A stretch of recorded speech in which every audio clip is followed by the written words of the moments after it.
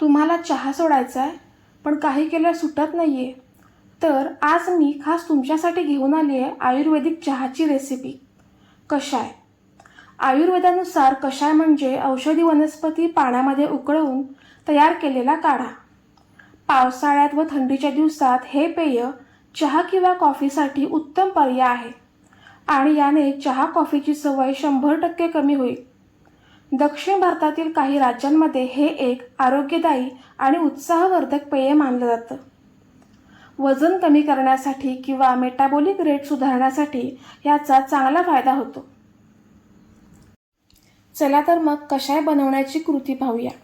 त्यासाठी इथे मी अर्धा कप धणे, पाव कप जिरे, पाव कप बडीशेप, 1 टेबलस्पून अश्वगंधा पावडर, अर्धा चमचा हळद, 1 टेबलस्पून सुंठ पावडर, 1 टेबलस्पून ज्येष्ठमध पावडर, 7 ते 8 लवंगा, 2 इंच दालचिनी, 1 चमचा काळा मिरी, 1 छोटं जायफळ, 7-8 हिरव्या वेलच्या, अर्धा चमचा वावडिंग, पाव चमचा मेथी हे साहित्य घेतलं आहे.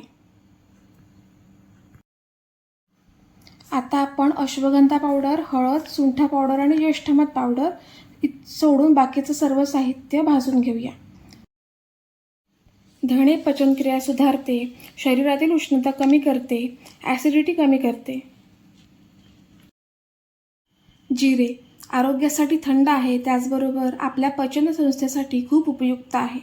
आयर्नचा स्रोत आहे, रक्तातील साखर कोलेस्ट्रॉल कमी करतं, तसेच अँटीऑक्सिडंट आहे. बडीशेप तोंडाची दुर्गंधी कमी करते, पचनक्रिया सुधारते, गॅस, पोटफुगी, अपचन कमी करते. लवंगा सर्दी, खोकला, घसा खवखवणे, पचन सुधारणे यासाठी उपयुक्त आहे, तसेच अँटीऑक्सिडंट आहे. दालचिनी अग्निदीपक व पाचक आहे. काळा मिरी सर्दी, खोकला, घसादुखी, पचन सुधारणे यासाठी उपयुक्त आहे, तसेच अँटीऑक्सिडंट आहे. हिरवी वेलची ॲसिडिटी कमी करते, पचनक्रिया सुधारते. वावडिंग भूक वाढवते, पोटामध्ये जर काही कृमी झाले असतील तर ते कमी करते, पचनसंस्था सुधारण्यासाठी याचा उपयोग केला जातो.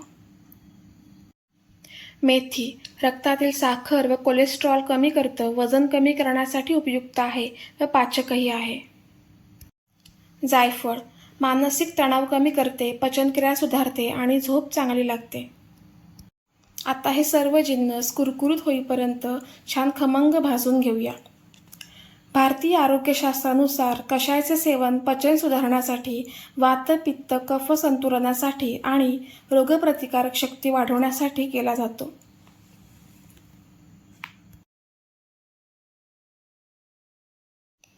कमी गॅसवरच आपण हे सर्व साहित्य छान खरपूस भाजून घेतलेलं आहे आणि थंड झाल्यावर आपण हे एका मिक्सरच्या भांड्यामध्ये घालूया. यामध्ये आता अश्वगंधा घालूया. अश्वगंधा रोगप्रतिकार शक्ती सुधारते, झोप सुधारते, मानसिक तणाव, थकवा दूर करण्यासाठी अश्वगंधा फायदेशीर आहे, तसेच बलवर्धकही आहे.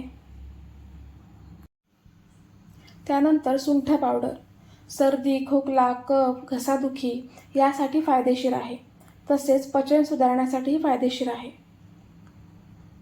त्यानंतर ज्येष्ठमध पावडर सर्दी, खोकला, घसा खवखवणे, पोटाच्या समस्या यासाठी फायदेशीर आहे. हळद आपल्याला माहितीच आहे किती अँटीसेप्टिक आहे.